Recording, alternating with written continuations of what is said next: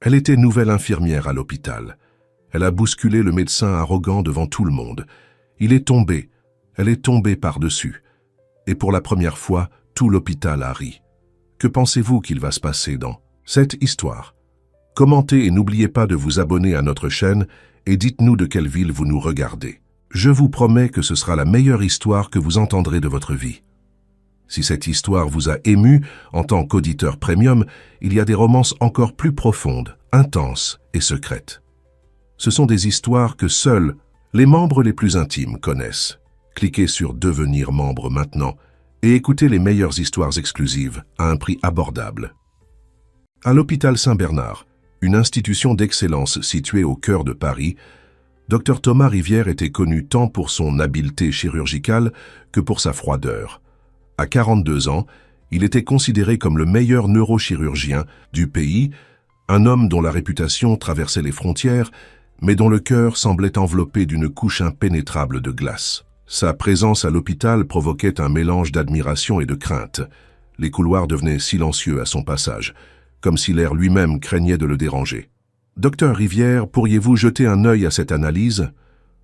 demanda l'un des internes, s'approchant avec hésitation. Thomas lança un regard critique au jeune médecin et, sans dire un mot, prit le dossier. Il analysa les images pendant quelques secondes et rendit le document avec un diagnostic précis et une série de directives techniques impeccables, mais sans la moindre trace d'empathie ou de cordialité. La prochaine fois, ayez plus confiance en vos connaissances avant de me consulter pour quelque chose d'aussi élémentaire, dit-il, s'éloignant sans attendre de réponse. C'était la routine à Saint-Bernard. Thomas Rivière sauvait des vies avec des mains précises et un esprit brillant, mais il tenait à maintenir tout le monde à une distance sécuritaire. Fils unique d'une famille traditionnelle de médecins parisiens, Thomas avait grandi entouré d'attentes. Son père, également neurochirurgien, avait été une figure absente pendant son enfance, se consacrant entièrement à l'hôpital. Enfant, Thomas avait juré qu'il serait différent, mais le temps et les circonstances l'avaient transformé en une version encore plus rigide de son géniteur. La vie de Thomas était méticuleusement organisée. Il habitait un appartement luxueux dans le quartier du Marais, conduisait une voiture importée et ses vêtements étaient toujours impeccables, tout comme sa posture. Sa routine ne laissait aucune place aux imprévus. Il se réveillait à 5 heures du matin, faisait de l'exercice, arrivait à l'hôpital à 7 heures précises et ne partait qu'après avoir personnellement vérifié chacun de ses patients. Il n'avait pas d'amis proches, seulement des collègues professionnels qu'il maintenait à une distance calculée. Les relations amoureuses étaient rares et brèves, car personne ne parvenait à franchir la barrière qu'il avait construite autour de lui-même. Un lundi matin, alors que le soleil tentait de percer la brume typique de l'hiver parisien, une nouvelle infirmière arriva au service de neurochirurgie. Aurélie Martin, 32 ans, venait de Marseille, avec une recommandation impeccable du centre hospitalier universitaire marseillais.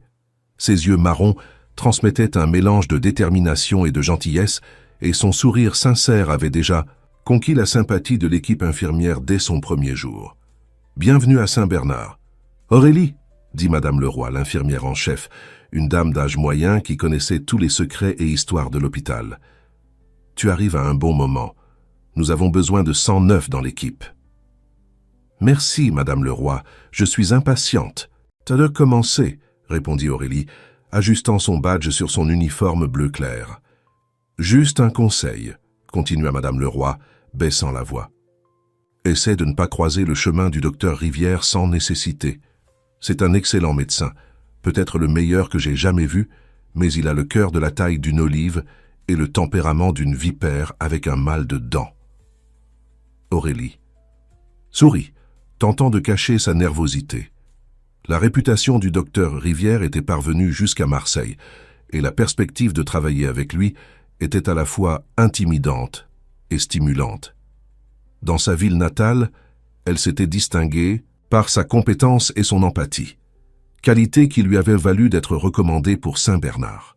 Cependant, l'environnement d'un grand hôpital parisien était différent de ce à quoi elle était habituée, plus froid et compétitif.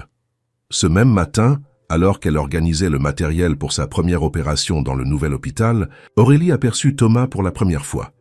Il se tenait au bout du couloir discutant d'un cas avec 2 autres médecins. Même à distance, sa présence était imposante. Grand, les épaules larges, des cheveux grisonnants aux tempes qui contrastaient avec le noir intense du reste, et une posture qui émanait l'autorité. Quand il éleva la voix pour souligner un point, Aurélie sentit un frisson parcourir son échine. « C'est le docteur Rivière ?» demanda-t-elle à une technicienne infirmière qui se tenait à ses côtés. « En chair, en os et de mauvaise humeur, » répondit la technicienne. « Ne t'inquiète pas. Il n'a pas l'habitude de s'en prendre aux nouvelles infirmières, du moins pas le premier jour. » Aurélie observa Thomas pendant quelques instants de plus. Il y avait quelque chose chez lui qui allait au-delà de la posture. Arrogante, quelque chose dans ses yeux quand il ne parlait pas, une sorte de solitude qu'elle reconnaissait bien. À Marseille, Aurélie avait travaillé avec de nombreux médecins brillants et avait appris que, souvent, les plus difficiles étaient ceux qui portaient les blessures les plus profondes. La première semaine d'Aurélie à Saint-Bernard passa rapidement. Elle s'adaptait bien aux routines et protocoles, gagnant la confiance de ses collègues par son efficacité et sa manière apaisante avec les patients.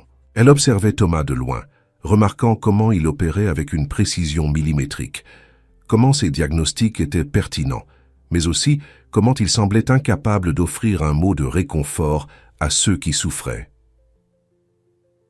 1. Après-midi particulièrement chargé, Aurélie fut désignée pour assister à une opération d'urgence dirigée par Thomas. C'était la première fois qu'elle travaillerait directement avec lui, et son cœur s'accéléra à cette perspective. L'opération était délicate, un jeune homme avec un anévrisme cérébral qui pouvait se rompre à tout moment. Dans la salle d'opération, Thomas travaillait dans un silence absolu. Ses yeux, la seule partie visible de son visage derrière le masque, restaient fixes et concentrés.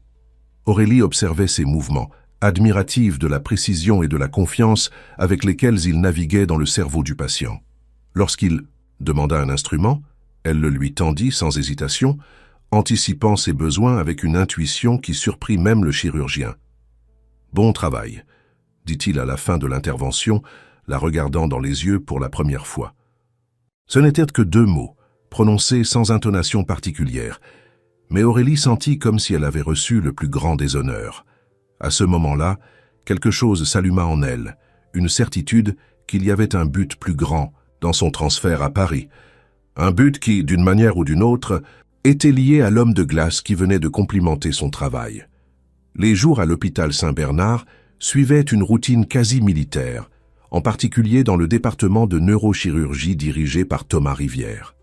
Les visites matinales commençaient ponctuellement à 7 heures, avec Thomas en tête d'un groupe de médecins internes qui le suivaient comme des planètes orbitant autour d'un soleil distant et implacable. Aurélie, encore en train de s'adapter au nouvel environnement, observait cette dynamique avec curiosité, maintenant toujours une distance respectueuse. C'était un mercredi matin lorsque Madame Leroy appela Aurélie pour une conversation privée, dans la salle de repos des infirmières. « Aurélie, je dois te dire quelque chose », commença l'infirmière en chef, servant un café fort pour toutes les 2. « Le docteur Rivière a spécifiquement demandé que tu sois présente à toutes ces opérations à partir de maintenant. » Aurélie faillit s'étouffer avec son café. « Moi? Mais pourquoi ?» Il ne l'a pas expliqué.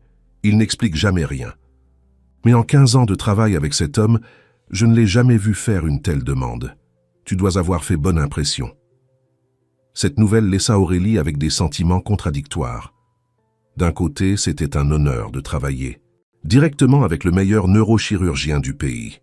De l'autre, la perspective de passer plus de temps sous le regard critique de Thomas était intimidante. Néanmoins, il y avait une curiosité croissante en elle, un désir de comprendre ce qui se cachait derrière la façade froide de cet homme. Le lendemain, Aurélie entra dans la salle d'opération, le cœur battant, mais déterminée à montrer sa valeur. L'opération était complexe, une résection de tumeurs cérébrales dans une zone éloquente qui exigeait une précision absolue pour ne pas affecter les fonctions vitales du patient.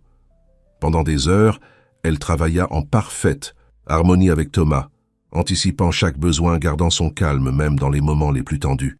« Tu as un talent naturel pour cela », commenta Thomas à la fin de l'intervention, alors qu'il se lavait les mains. « C'était le commentaire le plus long qu'il lui avait adressé jusqu'alors. Où as-tu appris à assister avec tant de précision? Au CHU de Marseille, monsieur. J'ai travaillé avec le docteur Laurent Moreau pendant 5... Laurent? La mention du nom sembla éveiller quelque chose chez Thomas. Nous avons fait notre internat ensemble. Il a toujours été brillant, bien qu'un peu... Il hésita comme s'il choisissait soigneusement ses mots, trop émotifs. À mon goût. Aurélie sourit, reconnaissant la description de son ancien mentor. Le docteur Moreau disait souvent qu'un bon médecin a besoin de 3 choses, des mains fermes, un esprit clair et un cœur ouvert. Thomas la regarda avec une expression illisible. 2 sur 3, ce n'est pas un mauvais résultat, dit-il, avant de se retirer.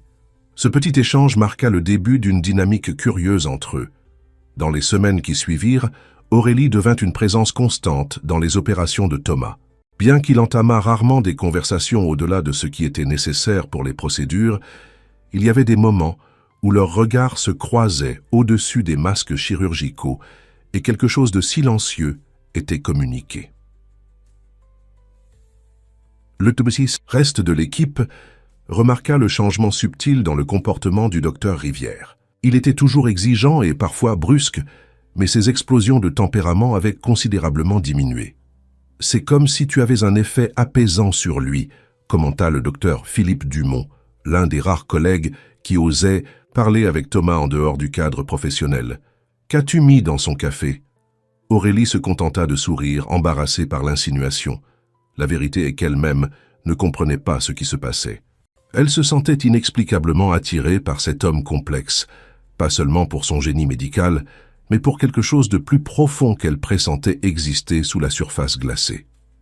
Chez elle, dans un petit appartement loué, dans le quartier du Canal Saint-Martin, Aurélie se surprenait souvent à penser à Thomas.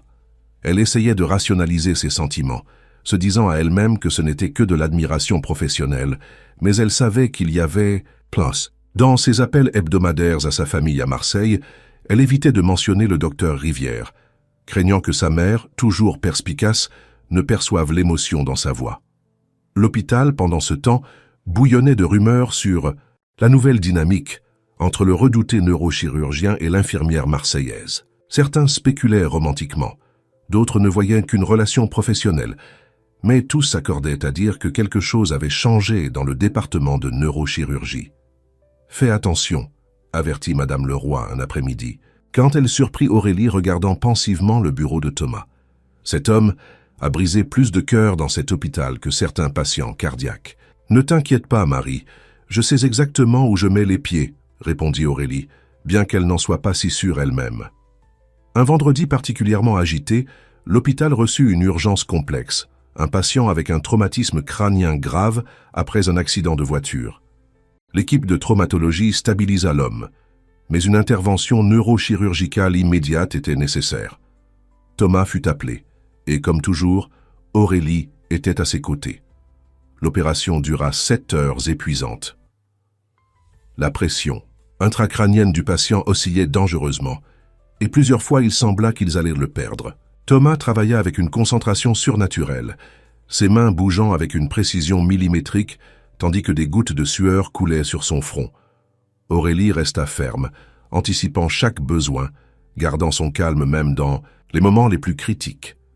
Lorsqu'ils refermèrent enfin le crâne du patient et que les signes vitaux se stabilisèrent, un soupir collectif de soulagement parcourut la salle. Thomas regarda Aurélie, et pour la première fois, elle vit quelque chose au-delà de la froideur habituelle dans ses yeux. Il y avait de la gratitude, du respect, et peut-être, juste peut-être, quelque chose de plus. « Nous n'aurions pas réussi sans toi », dit-il d'une voix assez basse pour qu'elle seule l'entende. Épuisés, ils sortirent ensemble de la salle d'opération. Dans le couloir, Thomas s'arrêta soudainement et se tourna vers elle. « Aurélie, voudrais-tu prendre un café? En dehors de l'hôpital, je veux dire. » La question la prit complètement au dépourvu. Pendant un moment, Aurélie resta sans voix, son cœur battant si fort qu'elle craignait qu'il puisse l'entendre. « J'adorerais, » répondit-elle finalement, essayant de ne pas montrer le tourbillon d'émotions que la question avait suscité. « Parfait. Demain, au café de la Rive, à Finsanti-Sartise. 10 heures? C'est un endroit tranquille, loin de l'hôpital. Demain à 10 heures, confirma-t-elle, l'observant s'éloigner dans le couloir. Cette nuit-là, Aurélie put à peine dormir. Elle repassait mentalement chaque interaction qu'elle avait eue avec Thomas ces dernières semaines, essayant de comprendre ce qui avait changé. Elle se rappelait sa réputation, les avertissements de Madame Leroy, mais elle faisait aussi confiance à son intuition, qui lui disait qu'il y avait plus chez cet homme que ce que les autres parvenaient à voir. Le samedi se leva avec un ciel clair et un soleil doux, rare pour Paris à cette période de l'année. Aurélie choisit soigneusement une tenue décontractée, un jean, un chemisier bleu clair et une veste légère. Elle voulait paraître détendue, mais pas négligée. Elle arriva au café 10 minutes avant l'heure convenue, choisissant une table discrète au fond de l'établissement. À 10 heures précises, Thomas entra dans le café, vêtu d'un pantalon sombre et d'une simple chemise blanche, sans la blouse. Et le stéthoscope, il semblait presque une personne différente. Ses yeux parcoururent l'endroit jusqu'à trouver Aurélie, et un léger sourire, peut-être le premier qu'elle voyait sur son visage, illumina ses traits. Tandis qu'il s'approchait de la table, Aurélie sentit une certitude grandir en elle. Cette rencontre, apparemment fortuite, marquerait le début de quelque chose de significatif dans leur vie. Ce qu'elle ne savait pas, c'était à quel point leurs existences étaient sur le point de s'entremêler, et comment le destin avait déjà tracé un chemin qui les unirait d'une manière qu'aucun des deux ne pouvait imaginer. Le café de la Rive était un refuge de tranquillité au milieu du chaos parisien, connu pour son ambiance chaleureuse et discrète. Assis à une table au fond, Thomas et Aurélie semblaient deux étrangers tentant de se déchiffrer l'un l'autre à travers des tasses de café fumant. Le silence initial, chargé d'attente, fut rompu par Thomas. « Je veux te remercier pour ton travail hier », commença-t-il avec une formalité qui semblait être une armure. « Ta présence dans la salle d'opération fait la différence. » Aurélie sourit, tenant la tasse des deux mains pour dissimuler le léger tremblement qu'elle ressentait. « Merci, docteur Rivière. Cela signifie beaucoup venant de vous. »« Thomas », corrigea-t-il. « En dehors de l'hôpital, je suis simplement Thomas. » Il y avait quelque chose de vulnérable dans sa façon de dire cela, comme s'il retirait une couche de protection. Aurélie acquiesça, sentant le poids de ce petit geste. « Et moi, je suis simplement Aurélie », répondit-elle, trouvant enfin le courage de le regarder directement dans les yeux. La conversation s'écoula étonnamment bien après ce début hésitant. Ils parlèrent de médecine, bien sûr, mais aussi de livres, de musique et des différences entre Paris et Marseille. Thomas révéla qu'il n'avait jamais visité le Sud, et Aurélie décrivit avec passion les plages de sa terre natale, la chaleur humaine des gens, les saveurs intenses de la cuisine régionale. « Tu en as la nostalgie », observa-t-il, non pas comme une question mais comme une constatation.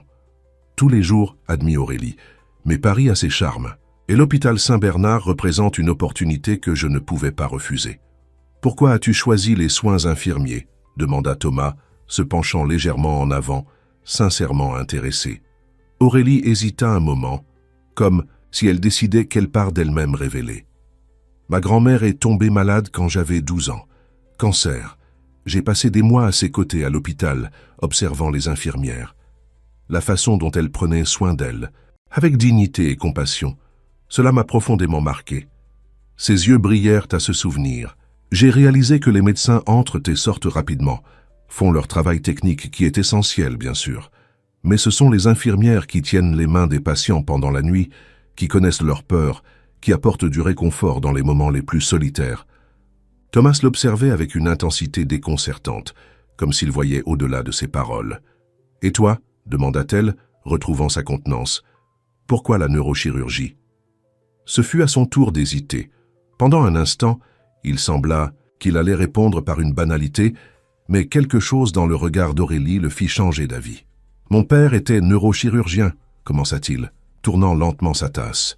« Depuis l'enfance, il me disait que le cerveau humain était le dernier grand mystère de la médecine.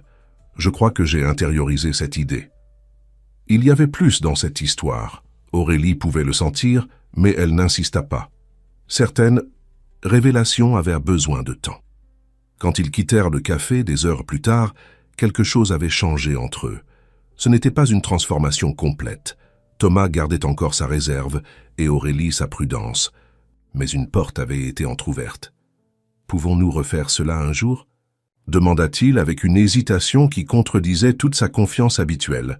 « J'aimerais beaucoup, » répondit Aurélie, sentant son visage rougir légèrement. Le lundi suivant, l'hôpital semblait vibrer d'une énergie différente. C'était peut-être simplement la perception d'Aurélie. Mais même les lumières fluorescentes semblaient moins sévères. Elle accomplissait ses tâches avec une légèreté renouvelée, consciente des regards curieux qui la suivaient dans les couloirs. La rencontre avec Thomas au café n'était pas passée inaperçue. Dans un hôpital, peu de secrets survivaient longtemps. Le matin, elle ne vit pas Thomas. Il était à une conférence à un autre étage, mais elle savait qu'ils se rencontreraient lors de l'opération. Prévue pour le début de l'après-midi. C'était une procédure de routine. L'ablation d'un méningiome bénin, mais Aurélie ressentit une anxiété qui ne correspondait pas à la simplicité de l'opération. L'horloge marquait 12h45 lorsqu'elle pressa le pas dans le couloir du 4e étage, portant un plateau avec du matériel pour la préparation de l'opération. Son esprit était partagé entre des pensées professionnelles et des souvenirs du café avec Thomas, quand un détail fatal passa inaperçu. Le sol fraîchement ciré, signalé par un petit cône jaune que tous ignoraient dans la précipitation quotidienne. Ce fut un moment de suspension, comme ces secondes étirées avant un accident inévitable. Le pied droit d'Aurélie glissa vers l'avant, le plateau vola de ses mains, et son corps, obéissant aux lois de la physique, se projeta dans l'espace. Un cri surpris s'échappa de sa gorge, attirant l'attention de tous autour, y compris de Thomas, qui sortait à ce moment précis d'une salle de réunion. Comme dans une scène de film au ralenti, Aurélie se vit tomber directement vers Thomas. Ses yeux s'écarquillèrent d'horreur en réalisant la collision imminente, et elle n'eut le temps que pour une pensée désespérée. Pourquoi lui? Pourquoi justement lui? L'impact fut inévitable. Aurélie se heurta de toutes ses forces contre la poitrine de Thomas, le faisant tomber au sol dans un enchevêtrement maladroit de membres et de matériel médical éparpillé. Pendant quelques secondes, le temps sembla se figer. Le couloir entier plongea dans un silence abasourdi, brisé seulement par le tintement des instruments métalliques qui roulaient encore sur le sol. Quand Aurélie parvint à comprendre ce qui s'était passé, elle se retrouva pratiquement allongée sur Thomas, leurs visages à quelques centimètres l'un de l'autre, leurs yeux fixés l'un dans l'autre dans un choc mutuel. Il y avait quelque chose dans ce regard, surprise, confusion et autre chose, quelque chose d'indéfinissable, qui fit accélérer son cœur pour des raisons qui n'avaient rien à voir avec la chute. Le silence fut rompu par un rire étouffé de quelques spectateurs suivis par un autre, jusqu'à ce qu'une vague de rires nerveux parcourut le couloir. Pour Aurélie, chaque rire était comme une aiguille perçant sa dignité professionnelle. Elle sentit son visage brûler de honte et des larmes menacèrent d'apparaître dans ses yeux. « Pardonnez-moi, docteur Rivière », murmura-t-elle, essayant de se relever maladroitement. « Je n'ai pas vu le sol mouillé, C'est alors que se produisit quelque chose que personne à l'hôpital Saint-Bernard n'avait jamais vu. Thomas Rivière sourit, pas un sourire poli ou professionnel, mais un sourire authentique qui atteignit ses yeux et transforma complètement son visage. « Ce n'est rien. »« Aurélie, » dit-il, l'aidant à se relever avec une gentillesse surprenante. « Les accidents arrivent. » La foule qui s'était formée commença à se disperser, réalisant que le redouté docteur Rivière n'exploserait pas de fureur comme tous s'y attendaient. Madame Leroy s'approcha rapidement, aidant à ramasser le matériel éparpillé et vérifiant si tous deux allaient bien.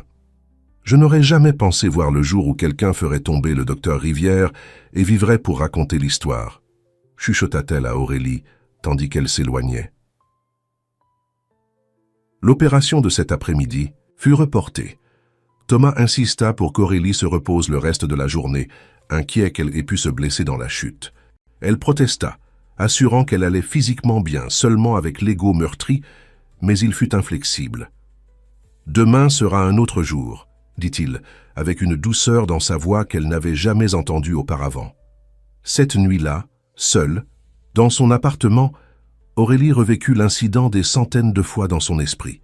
La honte initiale céda la place à une curiosité croissante concernant la réaction de Thomas. Pourquoi avait-il souri? Pourquoi n'avait-il pas été furieux comme tous s'y attendaient? Et pourquoi, malgré l'embarras, ressentait-elle une étrange sensation que quelque chose d'important s'était produit dans ce couloir? De l'autre côté de la ville, dans son appartement du Marais, Thomas ne parvenait pas non plus à dormir. Assis sur la terrasse avec un verre de whisky intact, il contemplait la ville illuminée et tentait de comprendre le tourbillon d'émotions que l'accident avait éveillé. Il y avait quelque chose dans la vulnérabilité d'Aurélie, dans les larmes contenues, dans le poids de son corps contre le sien qui avait brisé quelque chose en lui, une barrière soigneusement construite au fil des ans. Pour la première fois depuis longtemps, Thomas ressentit quelque chose au-delà de la compétence clinique et de l'ambition professionnelle. Il ressentit une connexion humaine, un éveil à la possibilité que peut-être, juste peut-être, il y avait plus dans la vie que l'excellence qu'il avait toujours poursuivie. Le lendemain matin, quand Aurélie arriva à l'hôpital, elle trouva un petit vase d'orchidées à son poste de travail avec une carte simple qui disait seulement « Pour des jours meilleurs, TR ». Elle regarda autour d'elle, cherchant l'expéditeur, mais Thomas était déjà en salle d'opération. Elle sourit, touchant délicatement les pétales blancs, sans remarquer qu'elle était observée par Madame Leroy, qui secouait la tête avec un mélange d'inquiétude et de curiosité. « Attention, ma fille », pensa l'infirmière-chef. « Tu entres en territoire dangereux. » Mais il y avait quelque chose dans l'expression d'Aurélie, une détermination sereine, qui fit se demander à Madame Leroy si peut-être, juste peut-être, cette infirmière de Marseille avait ce qu'il fallait pour faire fondre le cœur du chirurgien de glace. Les jours qui suivirent l'incident dans le couloir apportèrent un changement subtil, mais perceptible, dans la dynamique de l'hôpital Saint-Bernard. Les regards qui accompagnaient Aurélie dans les couloirs n'étaient plus seulement de curiosité, mais d'un respect nouvellement découvert. Après tout, elle avait réussi ce que beaucoup considéraient comme impossible, humaniser, ne serait-ce que momentanément le docteur Thomas Rivière. Quant à Thomas lui-même, sa transformation était encore plus intéressante. Bien qu'il maintint son exigence professionnelle inébranlable, de petits gestes de considération commencèrent à apparaître dans son comportement. Il s'arrêtait pour remercier l'équipe après des procédures réussies. Il s'enquérait du bien-être des patients au-delà des aspects purement cliniques. Et plus remarquablement, il recherchait la compagnie d'Aurélie à des moments qui dépassaient la nécessité strictement professionnelle. Un après-midi, alors qu'elle vérifiait les signes vitaux d'un patient post-opératoire, Aurélie sentit une présence derrière elle. Elle se retourna pour trouver Thomas qui l'observait avec une expression contemplative. « Un problème avec le patient, docteur ?» demanda-t-elle, adoptant automatiquement une posture professionnelle. « Aucun, » répondit-il, paraissant momentanément mal à l'aise. « En fait, je voudrais t'inviter à dîner. Ce soir, si tu es disponible. » L'invitation, directe et sans préambule, prit Aurélie par surprise. Elle sentit la chaleur monter à son visage, consciente des regards curieux de l'équipe autour d'elle. « Dîner », répéta-t-elle, gagnant du temps pour contrôler sa réaction. « Oui, dîner. C'est un repas que les gens partagent habituellement en fin de journée, » répondit Thomas, avec une rare touche d'humour qui la déconcerta encore plus. « J'adorerais, » dit finalement Aurélie, avec un sourire qu'elle ne put contenir. « Parfait. Puis-je passer te prendre à 20 heures ?» Qu'elle acquiesça, échangeant des informations pratiques sur l'adresse et l'heure, consciente des murmures qui commençaient déjà à se répandre parmi les infirmières au poste. Quand Thomas s'éloigna, Madame Leroy s'approcha avec une expression qui mêlait inquiétude et curiosité. « Dîner avec le docteur Rivière, hein? Tu sais dans quoi tu t'embarques, ma petite ?»« Je n'en ai pas la moindre idée, » avoua Aurélie avec une honnêteté qui les surprit toutes deux. À 20 heures précises, la sonnette de l'appartement d'Aurélie retentit. Elle jeta un dernier coup d'œil au miroir, ajustant sa robe vert, émeraude, qui mettait en valeur son teint et ses cheveux bouclés qu'elle avait laissés tomber sur ses épaules. Elle respira profondément, essayant de calmer les papillons dans son estomac, et ouvrit la porte.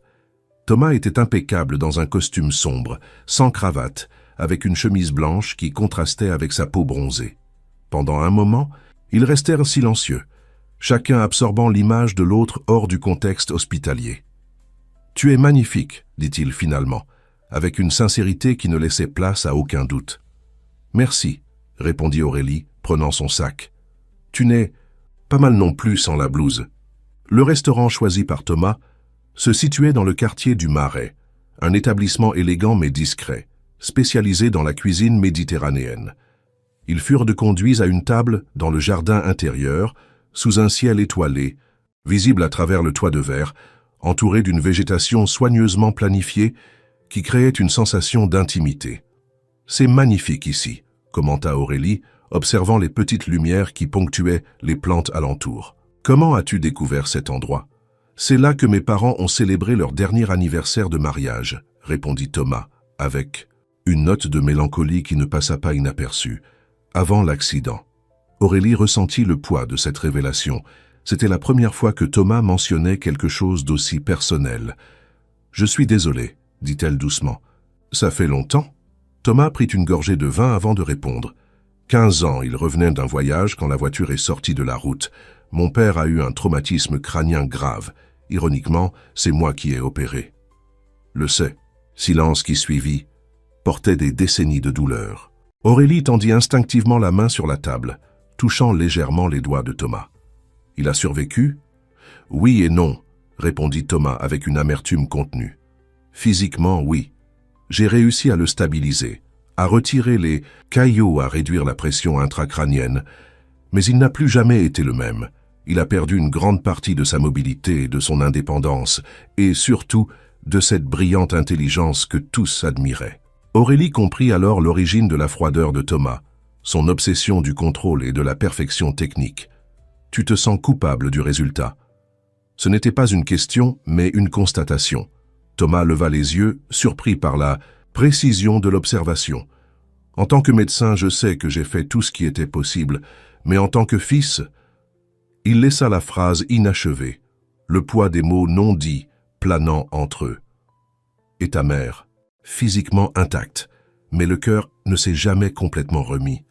Elle vit maintenant dans une maison en Normandie. Je lui rends visite quand je peux, mais ce n'est pas facile. Elle me regarde encore et voit l'homme qui n'a pas réussi à sauver complètement son mari. Aurélie serra légèrement sa main. Ou peut-être qu'elle te regarde et voit le fils qui a fait l'impossible pour maintenir son père en vie. Thomas sourit tristement. Tu as une façon de voir le meilleur chez les gens, Aurélie. Pas le meilleur, simplement ce qui est vraiment, là parfois caché. Le dîner se poursuivit, la conversation passant à des sujets plus légers. Aurélie parla de son enfance à Marseille, de la grande famille bruyante et affectueuse qu'elle avait laissée derrière elle, de son rêve d'ouvrir un jour une clinique communautaire dans son quartier d'origine. « Pourquoi Paris alors ?» demanda Thomas. « Pourquoi Saint-Bernard ?» Aurélie hésita, jouant avec le dessert devant elle. « Je voulais évoluer professionnellement, bien sûr. Saint-Bernard est une référence nationale. Mais aussi, j'avais besoin de me prouver quelque chose. Quoi ? Que je pouvais faire la différence même en dehors de ma zone de confort. Que ma capacité à prendre soin ne dépendait pas seulement de la familiarité culturelle ou de la chaleur méditerranéenne. » Elle sourit, un peu gênée. « Ça semble présomptueux, non ?»« Ça semble courageux, » corrigea Thomas. « Peu de gens auraient le courage d'abandonner tout ce qu'ils connaissent pour poursuivre un idéal. » Le regard qu'ils échangèrent à ce moment portait une reconnaissance mutuelle, une compréhension que, malgré des trajectoires différentes, ils partageaient des valeurs fondamentales.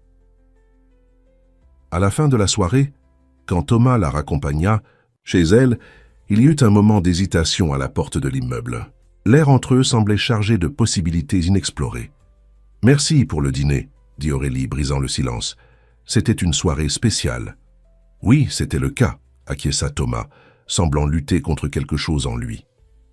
D'une impulsion, Aurélie s'approcha et embrassa légèrement sa joue. « Bonne nuit, Thomas. » Avant qu'il puisse répondre, elle entra dans l'immeuble, le cœur battant la chamade. À travers la vitre de la porte, elle le vit toucher l'endroit du baiser, comme s'il voulait préserver la sensation. Le lendemain matin, l'hôpital semblait un champ de mines, de regards significatifs et de conversations interrompues quand Aurélie passait. Le dîner avec Thomas était déjà de notoriété publique, avec des versions de plus en plus élaborées circulant dans les couloirs. « Est-ce vrai qu'il t'a emmené à Paris dans son jet privé ?» plaisanta Caroline, une technicienne infirmière, tandis qu'elle préparait des médicaments. « Bien sûr, nous avons fait l'aller-retour, dîné à la Tour Eiffel et sommes revenus à temps pour la garde, » répondit Aurélie, levant les yeux au ciel mais souriant. Thomas lui-même semblait indifférent aux rumeurs, maintenant sa routine habituelle avec une seule différence perceptible. Ses yeux cherchaient maintenant ceux d'Aurélie chaque fois qu'ils entraient dans la même pièce, et un léger sourire, presque imperceptible pour qui ne le connaissait, « C'est pas bien », adoucissait son expression quand il la rencontrait. Cet après-midi-là, ils furent affectés à une opération délicate, un garçon de 10 ans avec une malformation artério-veineuse qui avait saigné 2 fois en moins d'1 mois. Les parents, désespérés, avaient amené leur fils de Lyon spécifiquement pour être soigné par le docteur Rivière, dont la réputation traversait les frontières. Dans la salle de préparation, avant la procédure, Thomas semblait tendu, plus que d'habitude. Aurélie l'observa se laver les mains méticuleusement, le regard distant. « Tout va bien ?» demanda-t-elle, s'approchant. « Il a l'âge de mon neveu », répondit Thomas à voix basse. « Et les parents, ils ont tellement confiance en moi. » C'était la première fois qu'Aurélie le voyait exprimer une préoccupation émotionnelle avant une opération. Elle toucha légèrement son bras. « Et ils ont raison de te faire confiance. Tu es le meilleur, Thomas. » Il la regarda, vulnérable, d'une manière qu'il n'avait jamais permise auparavant. « Et si ce n'est pas suffisant? Alors nous serons là ensemble, faisant le possible et l'impossible, » répondit-elle avec une conviction qui venait du fond de son âme. Comme une équipe. Quelque chose changea dans le regard de Thomas.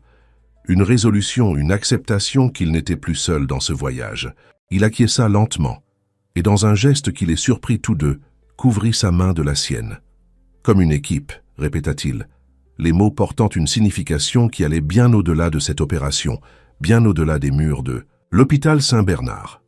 L'opération du garçon de Lyon fut un succès, mais pas sans moment d'extrême tension. Pendant 7 heures, Thomas et Aurélie travaillèrent en parfaite harmonie, comme s'ils partageaient un langage silencieux qui transcendait les mots.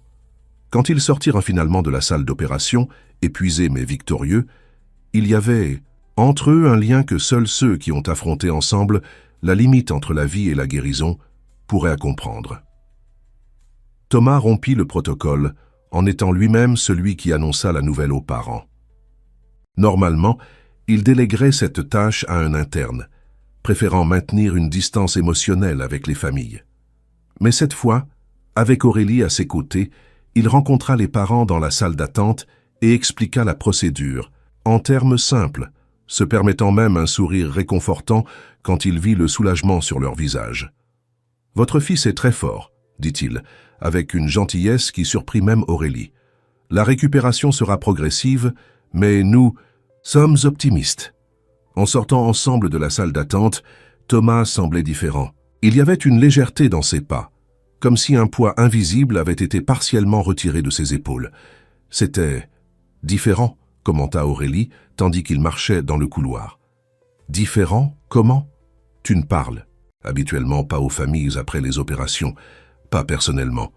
Thomas resta silencieux un moment, considérant l'observation. Peut-être est-il temps de changer certaines habitudes, répondit-il finalement. Puis, avec une hésitation inhabituelle, il ajouta « Serais-tu libre ce dimanche? Il y a un endroit que j'aimerais te montrer. » Le dimanche se leva ensoleillé, un de ces jours rares à Paris, où le ciel se présentait complètement bleu, sans le voile habituel de pollution. Thomas vint chercher Aurélie tôt, la conduisant jusqu'à un parking où une moto BMW R1250 GS les attendait. « Une moto ?» demanda Aurélie, surprise. « Je ne t'imaginais pas motard. » Thomas sourit, lui tendant un casque. « Il y a beaucoup de choses que tu ne sais pas encore sur moi, Aurélie Martin. » Le voyage les mena hors de la ville, en direction de la forêt de Fontainebleau. Aurélie enlaçait la taille de Thomas, sentant le vent contre son visage et une liberté qu'elle n'avait pas expérimentée depuis longtemps. Elle observait le paysage changer graduellement, le béton cédant la place au vert intense de la forêt préservée. Après presque 1 heure de voyage, ils arrivèrent à un petit chemin de terre qui menait à une clairière.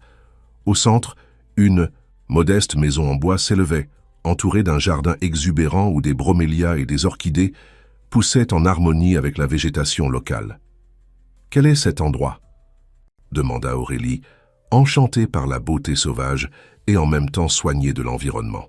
« Mon refuge », répondit simplement Thomas. « Je viens ici quand j'ai besoin de me rappeler qu'il existe un monde au-delà des murs de l'hôpital. » La guida à travers le jardin, lui montrant des espèces rares qu'il cultivait personnellement, expliquant avec une connaissance surprenante le cycle de vie de chaque plante. Il y avait une passion dans sa voix qu'Aurélie n'avait jamais entendue auparavant, même pas quand il parlait des techniques neurochirurgicales les plus complexes.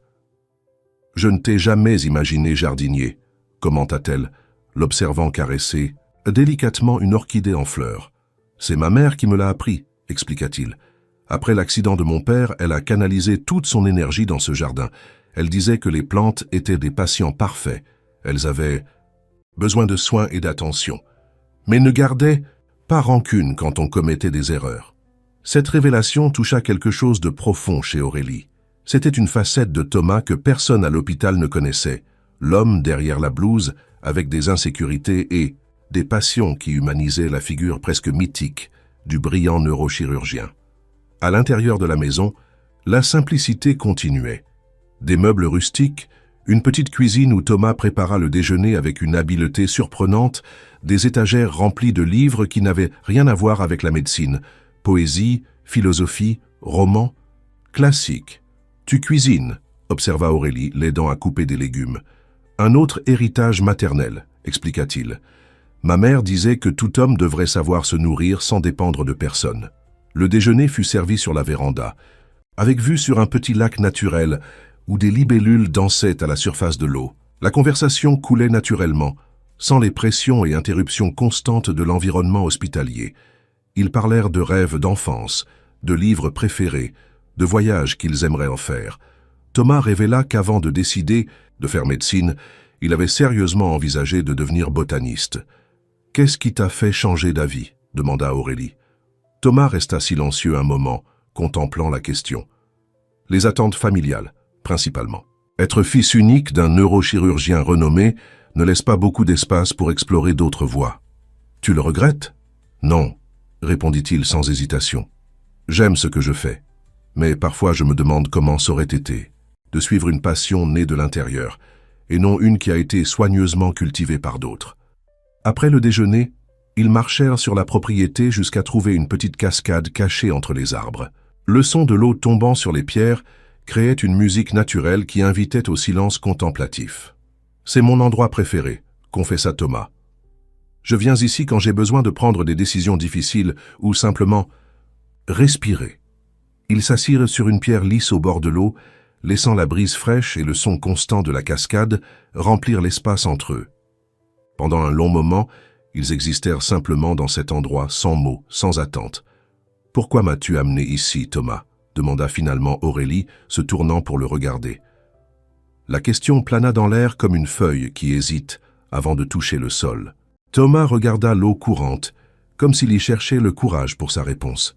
« Parce que depuis ce jour dans le couloir, quand tu es littéralement tombé dans ma vie, commença-t-il, avec un demi-sourire, quelque chose a changé, Nata. Moi qu'à l'hôpital, dans la façon dont je vois les choses. » Il fit une pause, cherchant les mots justes. « C'est comme si tu avais fait tomber non seulement mon corps, mais toutes les défenses que j'ai construites au fil des ans. » Aurélie sentit son cœur s'accélérer, mais resta silencieuse, lui donnant l'espace pour continuer.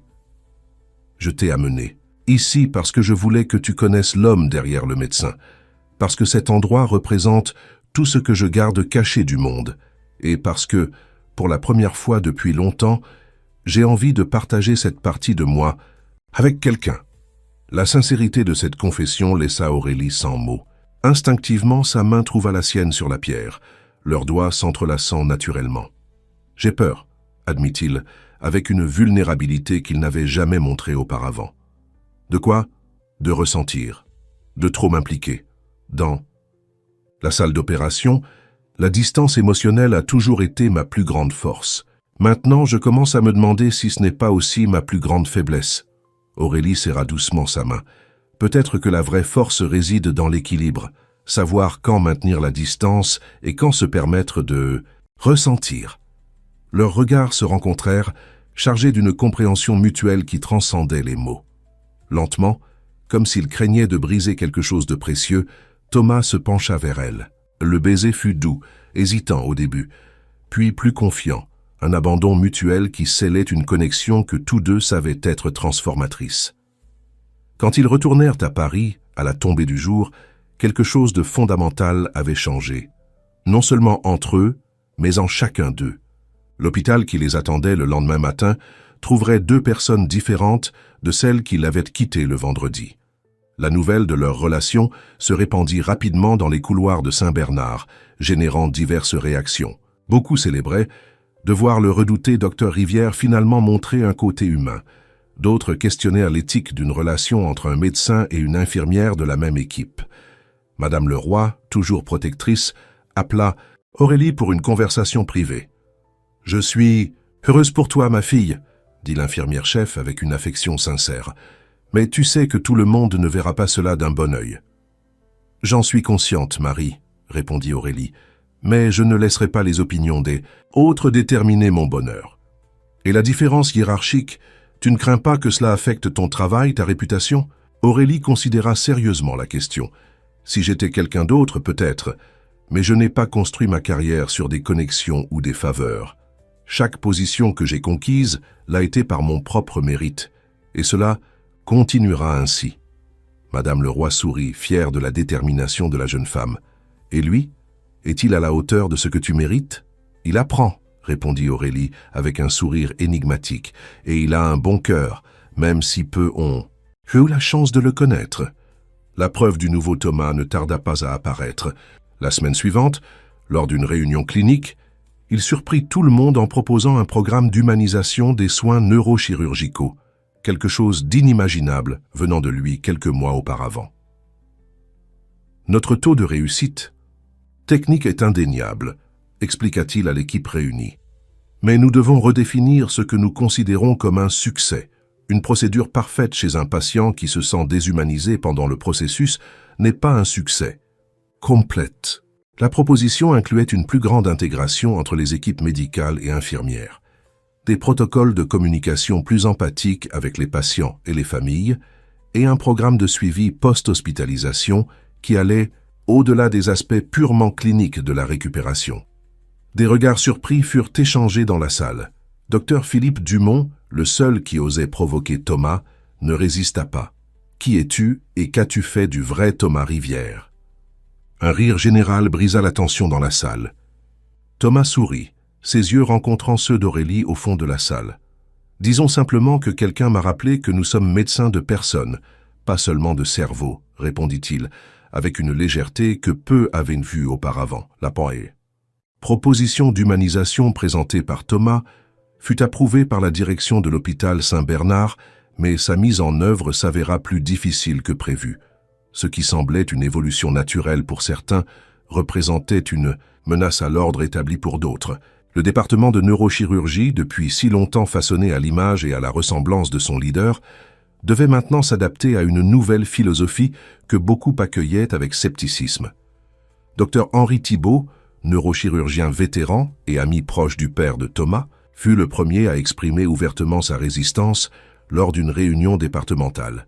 « Avec tout le respect que je te dois, Thomas, » commença-t-il avec un ton qui contredisait ses paroles initiales, « cet hôpital n'est pas devenu une référence nationale grâce à des câlins et des sourires.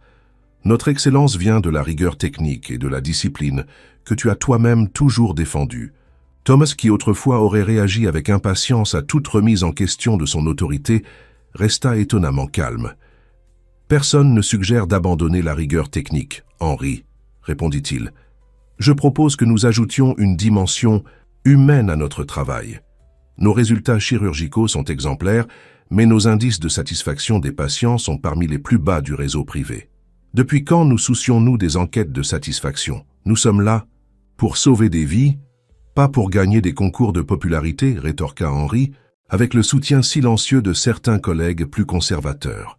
« Nous sommes là pour prendre soin des personnes dans leur totalité, » intervint Aurélie, qui participait à la réunion en tant que représentante de l'équipe infirmière. « Et le processus de guérison va bien au-delà de l'intervention chirurgicale. » Henri lui lança un regard glacial. « Avec tout le respect que je vous dois, infirmière, mais cette discussion devrait se limiter à l'équipe médicale. » Le silence qui suivit fut pesant.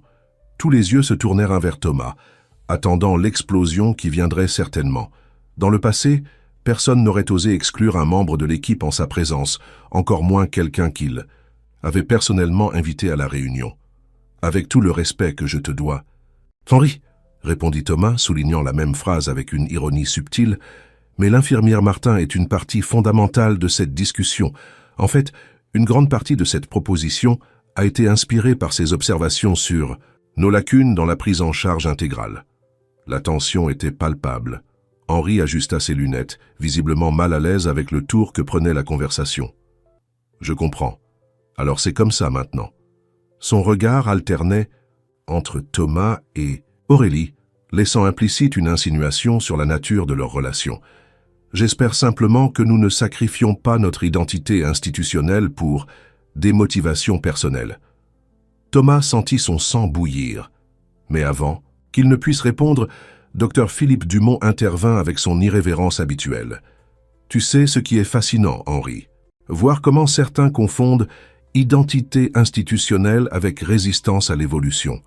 Personnellement, je trouve rafraîchissant que notre chef réalise enfin qu'il y a une vie au-delà du microscope chirurgical. » La réunion se poursuivit, avec des discussions animées, mais le message était clair, le chemin vers le changement ne serait pas facile. À la fin, la majorité accepta de donner une chance au programme pilote d'humanisation, à condition que des résultats mesurables soient présentés dans 3 mois. Quand tout le monde se retira, Thomas et Aurélie restèrent dans la salle de réunion, traitant ce qui venait de se passer. « Ce n'est que le début », commenta Aurélie, organisant ses notes. « Les résistances les plus fortes viendront quand nous commencerons à mettre en œuvre des changements concrets. »« Tu regrettes ?» demanda Thomas, étudiant son expression. « De quoi? De défier le statu quo? De lutter pour des soins plus humains ?» Elle sourit, touchant légèrement son bras. « Jamais, mais je m'inquiète pour toi. » « Pour moi, pourquoi? Parce que je sais combien tu valorises le respect professionnel, et certaines personnes remettent clairement en question tes décisions à cause de notre relation. » Thomas resta silencieux un moment, réfléchissant. « Tu sais ce qui est ironique? Pendant des années, j'ai été craint et respecté pour ma froideur et ma distance. Maintenant que j'ai enfin trouvé quelque chose qui me donne envie d'être une meilleure personne et un meilleur médecin, cela est utilisé contre moi. » « C'est ainsi que ça fonctionne, » répondit Aurélie. « Les gens craignent ce qu'ils ne comprennent pas. » Et un Thomas Rivière capable de sourire et de défendre l'empathie comme valeur médicale est quelque chose que beaucoup ne parviennent pas encore à assimiler. Il rit, l'attirant plus près. « Eh bien, ils devront s'y habituer, parce que je n'ai pas l'intention de redevenir celui que j'étais avant. » Dans les semaines suivantes, le programme d'humanisation commença à prendre forme concrète. Thomas et Aurélie travaillaient côte à côte, affrontant les résistances, gagnant des alliés, mettant en œuvre des changements graduels mais significatifs dans la routine du département. Une des premières initiatives fut la création d'un protocole de communication avec les familles pendant les longues opérations, garantissant des mises à jour régulières et transparentes sur l'avancement des procédures. Un autre changement important fut l'inclusion de l'équipe infirmière dans les discussions de cas, valorisant leur perspective unique sur les soins quotidiens des patients. Madame Leroy, initialement sceptique quant à la durabilité des changements, devint l'une des plus enthousiastes partisanes lorsqu'elle vit ses infirmières enfin reconnues pour les connaissances qu'elles avaient toujours démontrées. « En 30 ans de profession, commenta-t-elle à Aurélie pendant une pause, je n'aurais jamais pensé voir des neurochirurgiens demander notre avis sur les plans de soins. Toi et le docteur Rivière êtes vraiment en train de changer la culture de cet endroit. Mais tout n'était pas que victoire. La résistance d'Henri Thibault et de son groupe grandissait à mesure que le programme gagnait en visibilité au sein de l'hôpital. Des rumeurs commencèrent à circuler, remettant en question les motivations réelles de Thomas, insinuant que sa capacité de leadership avait été compromise par sa relation avec Aurélie. La situation atteignit un point critique lorsque Thomas découvrit qu'Henri avait sollicité une réunion privée avec le directeur de l'hôpital, Dr Claude Mercier, pour discuter de préoccupations concernant la direction du département de neurochirurgie. « Il essaie de me saboter », confia Thomas à Aurélie ce soir-là dans son appartement. « Il utilise notre relation comme prétexte, mais la vérité est qu'Henri a toujours voulu ma position. Il était un ami intime de mon père. Il croyait que la direction du département aurait dû lui revenir quand mon père s'est retiré. »« Que te vas-tu faire ? Le confronter, Ce serait lui donner exactement ce qu'il veut, une preuve que je ne suis pas émotionnellement équilibré pour diriger. Aurélie l'observa un moment, remarquant les lignes de tension sur son visage, si différentes de la sérénité qu'il avait trouvée ces dernières semaines. « Peut-être devrions-nous reculer un peu », suggéra-t-elle, prudente. « Donner du temps pour que les changements soient assimilés progressivement. » Reculer ? Thomas semblait sincèrement surpris. « Ce n'est pas dans ton caractère de suggérer cela. Je ne parle pas du programme en soi, mais de nous, notre visibilité conjointe dans celui-ci. Peut-être devrais-je me retirer de la ligne de front pendant un moment, te laisser diriger les changements sans le bruit que notre relation cause. » Thomas s'assit à côté d'elle, sur le canapé, prenant ses mains entre les siennes. « C'est ce que tu veux, t'éloigner ?» Bien sûr que non. Mais je m'inquiète que tout ce pourquoi nous avons travaillé soit discrédité parce que certains ne parviennent pas à séparer notre vie personnelle de nos contributions professionnelles. Et si je ne veux pas de cette séparation ? L'intensité dans le regard de Thomas l'a surpris. Et si je crois que c'est précisément cette intégration entre le personnel et le professionnel qui nous rend meilleurs dans les deux domaines ? Aurélie sentit son cœur s'accélérer à ces mots. « Thomas, écoute, » continua-t-il, avec une clarté qui naissait de l'adversité affrontée. « J'ai passé des années à construire des murs entre qui je suis en tant que médecin et qui je suis en tant qu'homme. Ces murs ont failli me détruire, failli me transformer en une version froide et incomplète de moi-même. Je ne vais pas les reconstruire maintenant que j'ai enfin trouvé quelqu'un qui m'a aidé à les abattre. » Cette nuit-là marqua une décision. Ils affronteraient les résistances ensemble, ouvertement, sans concession aux pressions extérieures. Si le prix de la transformation du département était élevé, ils étaient prêts à le payer. La stratégie qu'ils développèrent, cependant, surprit tout le monde, y compris Henri Thibault. Au lieu de la confrontation, ils optèrent pour la transparence absolue. Thomas demanda un audit externe indépendant pour évaluer les résultats préliminaires du programme d'humanisation, comparant les indicateurs cliniques et de satisfaction avant et après sa mise en œuvre. En même temps, ils officialisèrent leur relation auprès du département des ressources humaines, demandant volontairement que toute décision administrative concernant Aurélie soit révisée par un comité neutre, éliminant ainsi toute perception de favoritisme. Le coup était risqué mais calculé. Il disait essentiellement « Nous n'avons rien à cacher, ni professionnellement ni personnellement ». La réaction d'Henri fut un malaise visible lorsque Thomas annonça ces mesures lors d'une réunion départementale. Sa stratégie d'insinuation et de manœuvres en coulisses perdait de sa force face à la transparence absolue de sa cible. Le moment décisif vint de façon inattendue à travers un patient. Monsieur Jean Fournier, un professeur d'université qui avait subi une opération complexe pour l'ablation d'une tumeur cérébrale 3 mois auparavant, exactement quand le programme d'humanisation commençait, demanda à parler lors de la réunion mensuelle d'évaluation du département. Avec la permission de Thomas, l'homme d'âge moyen, encore visiblement en convalescence, partagea son expérience. « Il y a 2 ans, j'ai subi une première opération dans ce même hôpital avec cette même équipe. » Commença-t-il d'une voix ferme malgré sa fragilité physique. « Techniquement, ce fut un succès, mais je suis sorti d'ici en me sentant comme un cas intéressant, pas comme une personne. Personne n'a expliqué adéquatement ce qui se passerait après, quelles seraient mes limitations, comment ma vie changerait. » Il fit une pause, regardant directement Henri Thibault, qui avait réalisé sa première opération. « Quand la tumeur est revenue, j'ai envisagé de chercher un autre hôpital. Mais j'ai entendu parler des changements qui se produisaient ici, de ce nouveau programme. Et la différence a été transformatrice. » Ses yeux se tournèrent maintenant vers Thomas et Aurélie. « Cette fois, j'ai été traité comme un être humain complet. Mes peurs ont été entendues. Ma famille a été incluse dans le processus. J'ai reçu des explications dans un langage que je pouvais comprendre. Et vous savez quoi d'autre ? Cela n'a pas seulement amélioré mon expérience émotionnelle, je crois fermement que cela accélère ma récupération physique. » Le témoignage spontané et émouvant de M. Fournier fit taire même les critiques les plus vocaux. Henri Thibault, visiblement mal à l'aise, fut le premier à quitter la salle après la fin de la réunion. Cet après-midi-là, Dr Claude Mercier, le directeur de l'hôpital, convoqua Thomas dans son bureau. Aurélie attendit anxieusement dans le département, craignant que la réunion secrète sollicitée par Henri ait finalement eu lieu. Quand Thomas revint, presque 2 heures plus tard, son visage ne révélait pas le résultat de la conversation. « Alors ?» demanda Aurélie, incapable de contenir son anxiété. Un sourire lent se forma sur le visage de Thomas. Le comité exécutif a décidé d'étendre le programme d'humanisation à tous les départements chirurgicaux de l'hôpital. Claude veut que nous dirigions le processus.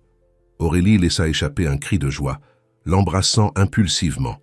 Thomas la souleva du sol, la faisant tournoyer au milieu du couloir, indifférent au regard surpris des gens alentour. « Et Henri ?» demanda-t-elle, quand ils se séparèrent enfin. « Il a demandé son transfert à l'hôpital universitaire. Apparemment, il veut se consacrer davantage à la recherche et moins à la politique institutionnelle, comme il l'a lui-même défini. » Cette victoire, bien que significative, n'était que le début. Tous deux savaient que le véritable défi serait de soutenir la transformation à long terme, en s'assurant qu'il ne s'agisse pas seulement d'un programme temporaire, mais d'un changement culturel permanent. « Je pense que nous méritons de célébrer », suggéra Aurélie, absorbant encore la nouvelle. « Tout à fait d'accord », répondit Thomas, prenant sa main tandis qu'il se dirigeait vers la sortie. « En fait, j'ai quelque chose de spécial en tête pour ce soir. » Ce qu'Aurélie ne savait pas, c'est que dans la poche de la blouse de Thomas reposait une petite boîte en velours contenant une bague, symbole d'une question qui transformerait à leur vie personnelle aussi profondément qu'ils avaient déjà transformé leur vie professionnelle. Le restaurant. Le ciel de Paris, l'un des restaurants les plus traditionnels et élégants de la capitale, brillait cette nuit-là contre le ciel sombre de la métropole. Du 56e étage, la vue panoramique de la ville créait un décor de lumière qui s'étendait jusqu'à l'horizon, comme si les étoiles étaient descendues pour danser entre les bâtiments. Thomas avait réservé une table près de la fenêtre, d'où il pouvait contempler l'immensité urbaine tout en savourant un dîner méticuleusement préparé. Aurélie était radieuse dans une robe rouge qui contrastait parfaitement avec sa peau dorée.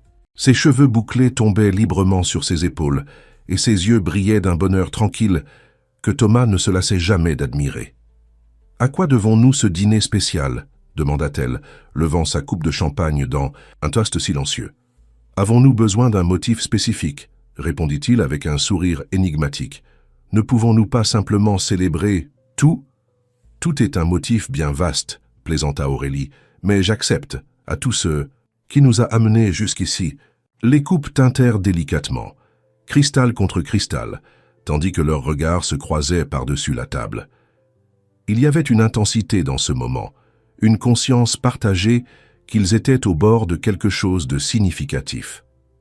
Soirée avança avec des conversations légères, entrecoupées de moments de silence confortable.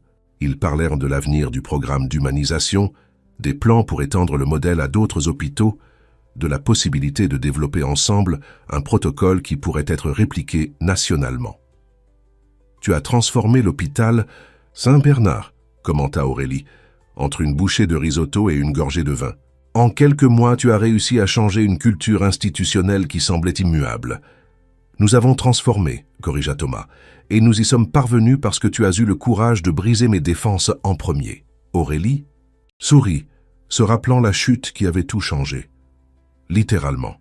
« Tu sais ce qui m'impressionne le plus ?» continua-t-il, ses yeux reflétant les lumières de la ville. « Comment quelque chose d'apparemment négatif, un accident embarrassant en l'occurrence, peut être le catalyseur de quelque chose de si profondément positif.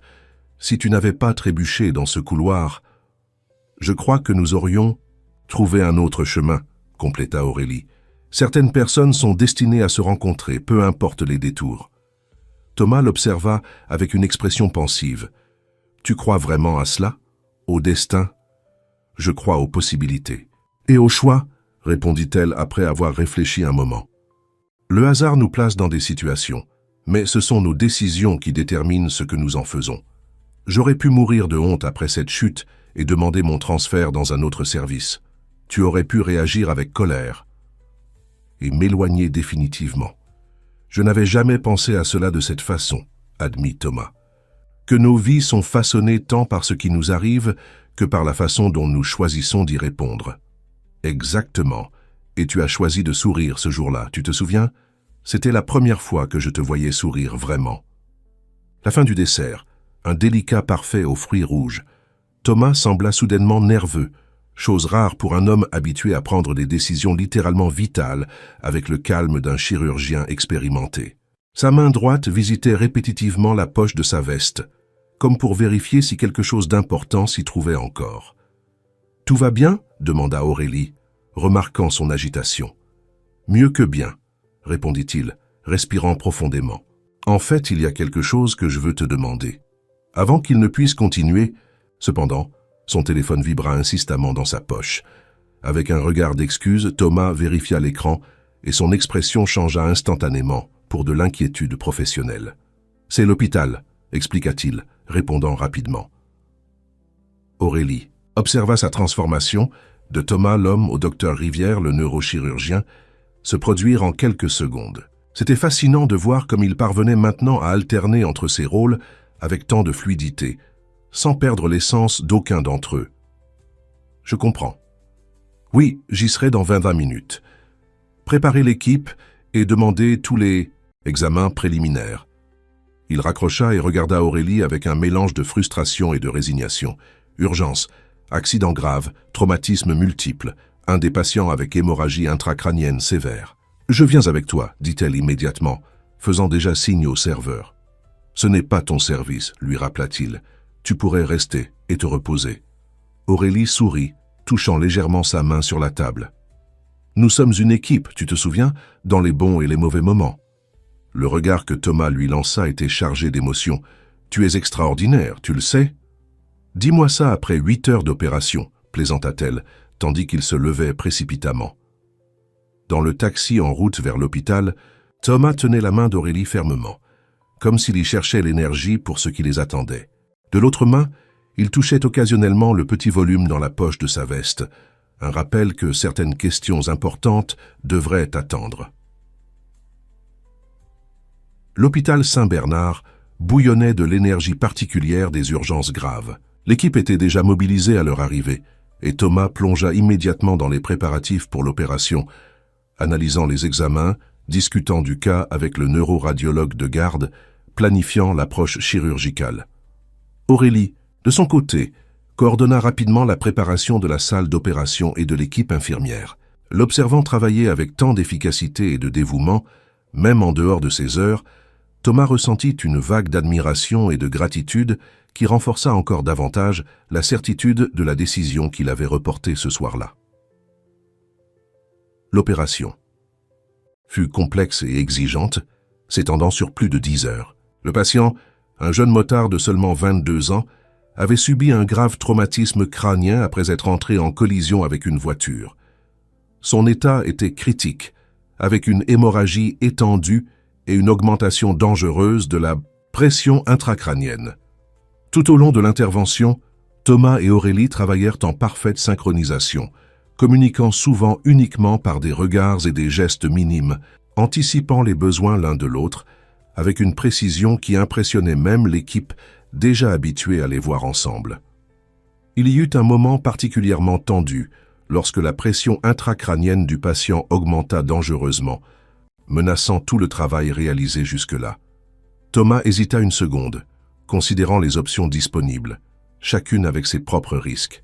« Que ferais-tu » demanda-t-il à Aurélie, surprenant tout le monde dans la salle par cette consultation ouverte à une infirmière en plein moment critique. Sans hésitation, Aurélie suggéra une approche alternative pour réduire la pression, basée sur un article récent que tous deux avaient discuté quelques semaines auparavant. Thomas acquiesça, mettant immédiatement en œuvre la suggestion qui s'avéra être précisément ce dont le patient avait besoin à ce moment-là. Lorsqu'ils refermèrent enfin le crâne du jeune homme et confirmèrent la stabilisation de ses signes vitaux, il était presque midi le jour suivant. Épuisés mais satisfaits, ils sortirent ensemble de la salle d'opération. « Tu as sauvé ce jeune homme aujourd'hui, » dit Thomas, pendant qu'ils se lavèrent les mains côte à côte. « Nous l'avons sauvé, » corrigea Aurélie, comme toujours.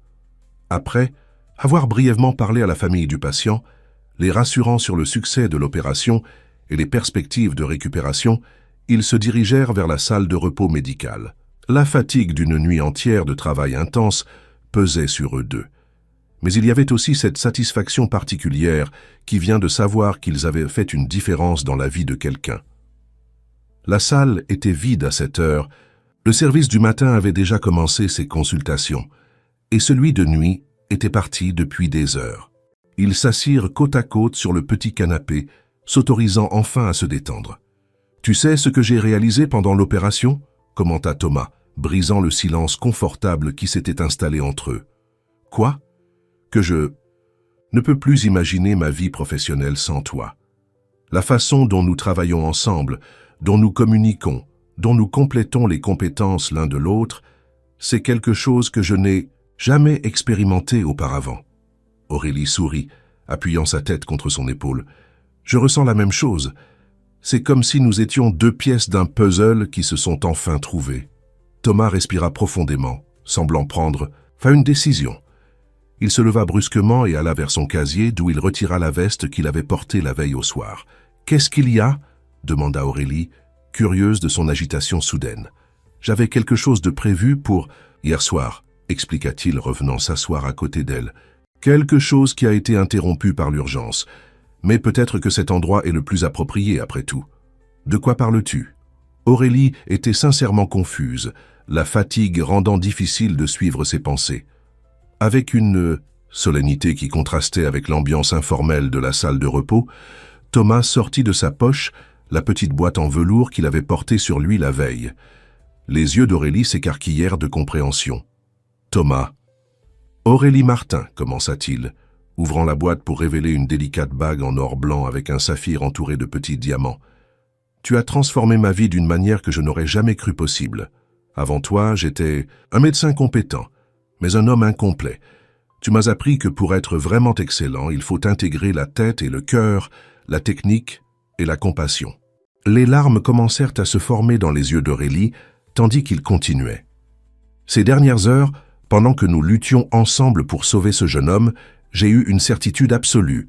Je veux passer le reste de ma vie à tes côtés, comme partenaire dans tous les sens. Dans la salle d'opération, à la maison, dans la construction d'un avenir qui combine le meilleur de nous deux. » S'agenouillant devant elle, sur le linoléum usé de la salle de repos médicale, sous la lumière fluorescente qui n'avait rien de romantique, Thomas posa la question qu'il avait prévu de poser sous les étoiles. « Veux-tu me faire l'honneur de m'épouser ?» Aurélie, des larmes coulant librement sur son visage, n'hésita pas une seconde. « Oui, 1000 fois oui. » Quand la bague glissa parfaitement à son doigt, comme si elle avait été faite spécialement pour elle, Aurélie attira Thomas vers elle pour un baiser qui scellait non seulement un engagement personnel, mais aussi une vision partagée de ce que la médecine pourrait être lorsqu'elle est pratiquée avec le cœur aussi ouvert que l'esprit. L'étreinte qui suivit fut interrompue par l'ouverture soudaine de la porte. Madame Leroy entra précipitamment, s'arrêtant brusquement en voyant la scène intime. « Excusez-moi, je ne savais pas que... » « Oh !» Son regard capta l'éclat de la bague au doigt d'Aurélie, et son visage s'illumina d'un sourire maternel. « Eh bien, ça il semble que nous ayons quelque chose à célébrer. » La nouvelle des fiançailles se répandit dans l'hôpital avec la vitesse typique des meilleures rumeurs, mais cette fois chargée d'une joie authentique qui contamina même les plus sceptiques. La transformation de Thomas Rivière, de redouté chirurgien de glace en un leader respecté, qui valorisait autant l'excellence technique que la compassion humaine, semblait complète. 6 mois plus tard, le programme d'humanisation de Dues-en-Descent, l'hôpital Saint-Bernard, recevait une reconnaissance nationale, étant cité comme un modèle à suivre par d'autres institutions. Lors d'une cérémonie tenue dans l'auditorium principal, en présence de représentants du ministère de la Santé et de grands noms de la médecine française, Thomas et Aurélie présentèrent ensemble les résultats impressionnants. Réduction des durées d'hospitalisation, amélioration significative des indices de satisfaction des patients et des familles, diminution des taux de réadmission et, peut-être le plus surprenant, une augmentation de la satisfaction professionnelle des équipes impliquées. Ce que nous avons découvert, expliqua Thomas à l'auditoire comble, c'est que l'humanisation n'est pas seulement un bénéfice pour les patients, c'est une transformation qui enrichit tous ceux impliqués dans le processus de soins. À la fin de la présentation, Dr Claude Mercier, le directeur de l'hôpital, annonça la création d'un nouveau département dédié exclusivement à l'implémentation et à la recherche de pratiques humanisées en santé, invitant Aurélie à le diriger.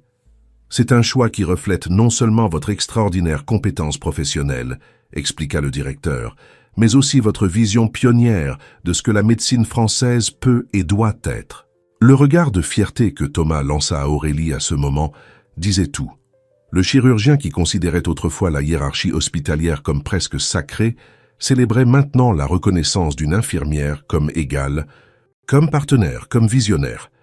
Par un samedi après-midi particulièrement ensoleillé, 3 mois après la cérémonie de remise de prix, Thomas emmena Aurélie à sa maison dans la forêt de Fontainebleau. Le jardin était encore plus luxuriant, avec de nouvelles espèces d'orchidées fleurissant en harmonie avec la végétation indigène. « J'ai une surprise pour toi », dit-il, la guidant vers le fond de la propriété, où un sentier menait à la petite cascade qu'ils aimaient tant.